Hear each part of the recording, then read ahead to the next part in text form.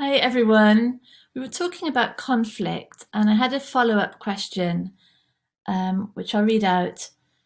Thank you for today's video. It left me wondering how conditioning loses its grip. Is it that fairy tale thing where the spell breaks in the middle of a chapter and we see that we're a character in a story, not reality? The image is of a giant snow globe that contains the whole story of me, complete with every archetypal character from the Brothers Grimm. And then you jolt awake in bed with the snow globe tucked in the palm of your hand. Isn't that a brilliant image? Isn't it a brilliant image? Yes. Makes sense, doesn't it? It is like that, really. It is like being woken up from a spell.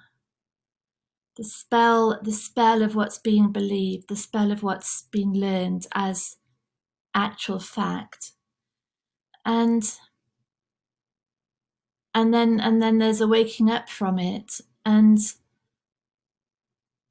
it wasn't even there. It wasn't even there in the first place in the way that it appeared, because the way it appeared is only ever a creation of belief and of understanding of an idea of what we are, of what's true. Yeah, so that makes a lot of sense. And she beautifully points to, like, what is it? What is it that breaks that spell? And that's fascinating, isn't it? It's fascinating to consider what creates belief in the first place, and then what undoes belief. Because the self thinks it's me, the self thinks my beliefs, I believe. Oh, sorry. And but if we think of when those beliefs are being accumulated, literally from the moment there was anyone saying that's the sky, this is a ball, that's a dog, that's a tree, all that information just soaking in as belief, as unquestioned idea of what's true, what's reality, all of it. And so it's not me doing that. It never was. It's a system doing that. There's nothing personal in it. It's a system. And that system creates an idea of self and an idea of others, believed ideas of what I am, believed ideas of what other people are, believed categories, believed generalizations, all of it a creation. And then we are there in life with these beliefs, and we can see playing out all around us conflict, or playing out here, conflict, withdrawal, defensiveness, lack, shame, need, all playing out. And so then we ask the question, how can I change my beliefs? Because if all of this is belief, how can I change my beliefs? And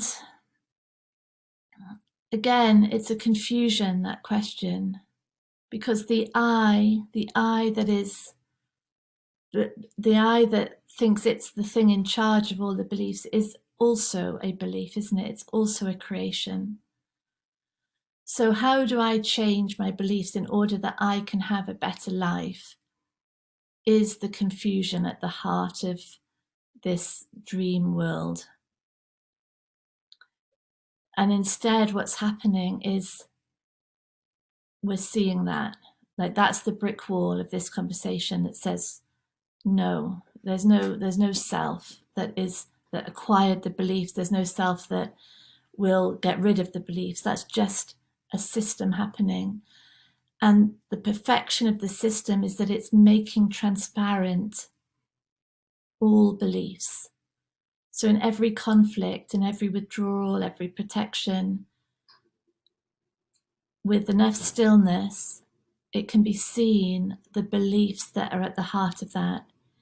he should be like that, she shouldn't say that to me, they should be more careful, they should change, they need to be different, I need to be different, all of it. It's making transparent. It's bringing out the conditioning on a plate, really, saying, look, this is what's embedded in the system.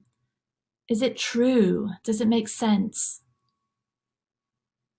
So all movement out into life is that transparency happening over and over again. And that's the beauty of the system. It shows it's not personal. There's no me doing that. It's just what's been believed. And when it's made transparent, and when there's that inquiry, is it true? There's an opportunity there for loosening, for more space, for a freedom that was never there before to emerge. Yes.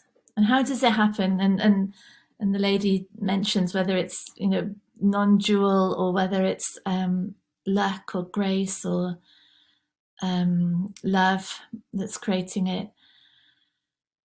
How does it happen? It seems to me part of the system. So once it's part of the system, I guess, in that suffering doesn't sit right with us. Separation doesn't sit right with us. And so there will always be a move to get rid of that suffering. And increasingly now there's more and more information that's saying the suffering is valid information. The suffering is part of the design. Let's not just try and squash it away. Let's not try and numb it with whatever mind numbing activity or substance we're using. Let's see it. Let's see what it's saying, because it's information about an anomaly, really, in the system that is so valuable. Yeah, so thank you for that. Love that further question. Lots of love. Bye.